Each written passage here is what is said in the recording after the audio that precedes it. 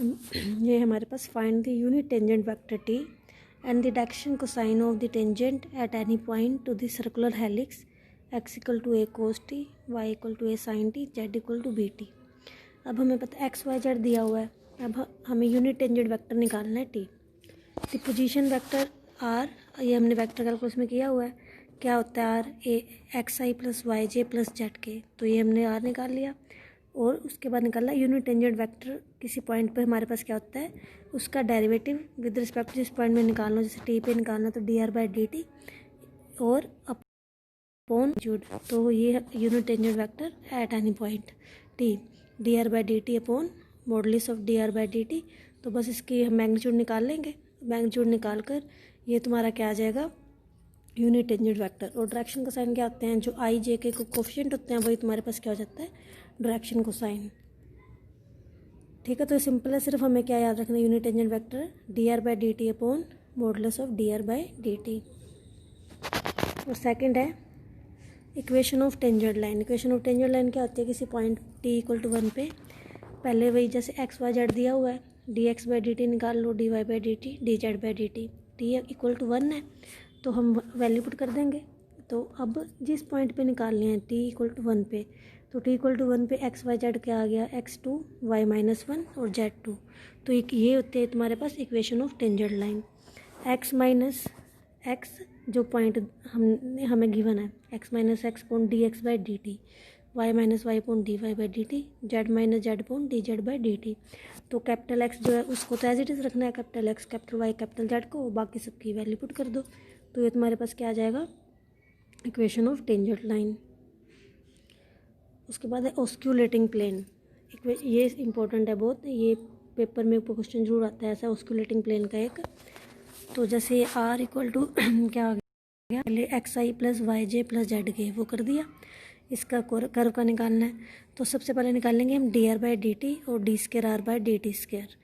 उसके बाद हम क्या करते हैं, x Y z capital x Y z ले लेते हैं जो डिनोट करेंगे current coordinate of a point on osculating plane. Osculating plane में के कोऑर्डिनेट ये करेंगे हमारे पास पॉइंट है। तो R equal to X I plus Y J plus Z K.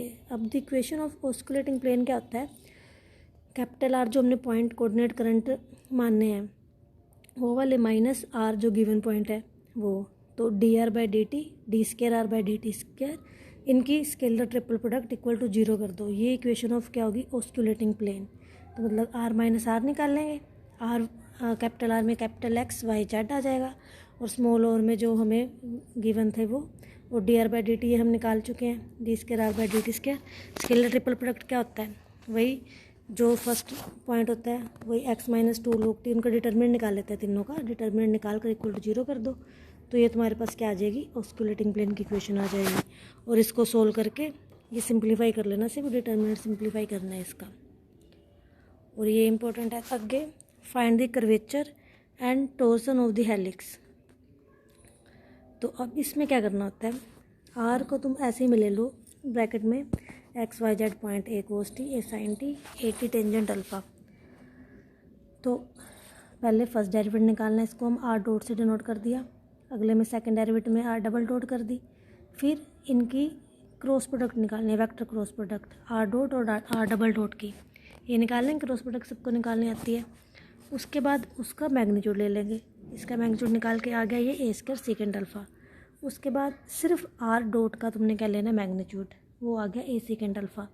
तो ये के कापा जो होता है जैसे इक्वल टू, ये तुम्हारे पास होता है रेडियस ऑफ कर्वेचर होता है 1/k, और के की वैल्यू क्या आती है R dot in cross product with R double dot, इसका मैग्नीट्यूड अपॉन आर डॉट के मैग्नीट्यूड का क्यूब।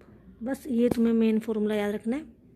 तो रेडियस ऑफ कर्वेचर के लिए क्या करेंगे, इसका उल्टा कर देंगे तो ये रेडियस ऑफ कर्वेचर आ जाएगी। और टोर्सन के लिए क्या करना है, आर डबल डॉट है, टोर्सन का फॉर्मूला आता है R dot are double dot और इसका आर ट्रिपल डॉट निकाल दो। पहले इनकी स्केलर ट्रिपल प्रोडक्ट अपॉन ये निकाल लेंगे, स्केलर ट्रिपल प्रोडक्ट निकाल के अपॉन में आर डॉट के cross product with R double dot के मैग्नीट्यूड का स्केयर, ये इसके मैग्नीट्यूड है यहाँ पर, उसका स्केयर।